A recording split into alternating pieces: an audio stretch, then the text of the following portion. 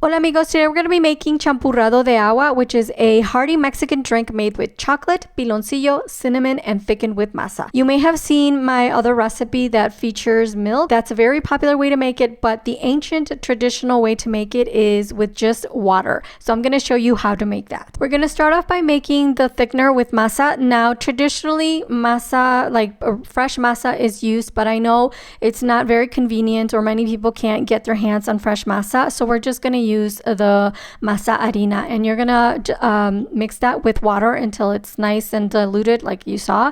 And then we're going to add the chocolate into a medium large pot. Then you're going to add the piloncillo. If you don't like piloncillo or don't have it, you can use brown sugar, and you're going to add the canela and water into it. You can add as much sweetener as you'd like. I personally don't like my drinks very sweet, so I add just a little bit. And you're going to help the chocolate melt. You're going to help it along by mixing it with the spoon and swirling it, moving it around to help it break down.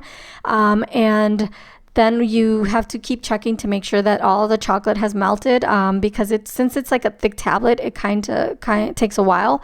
Now you're going to strain the masa mixture over the pot, and this is just to remove any like little hard bits of the corn that may be left, because you don't want that in your drink. It's not going to be a pleasant texture.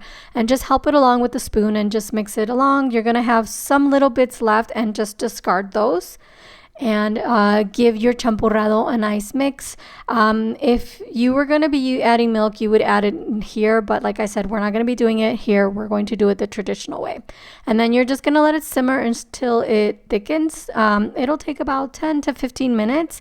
Some people like it thicker. I kind of like it still a little bit thin, but it's completely your choice. Now carefully remove the cinnamon stick, and right before you serve it, like a minute or two, you're going to add your vanilla extract. Try to use the best vanilla extract that you can afford, because this is going to add like a very nice additional level of flavor. And now the champurrado is ready to serve. You can serve it, just enjoy it like a cup of coffee or with some pan dulce on the side of tamales, however you'd like. The full recipe is in the description on the YouTube channel, as well as on the recipe card on my blog. I hope you give it a try. Enjoy!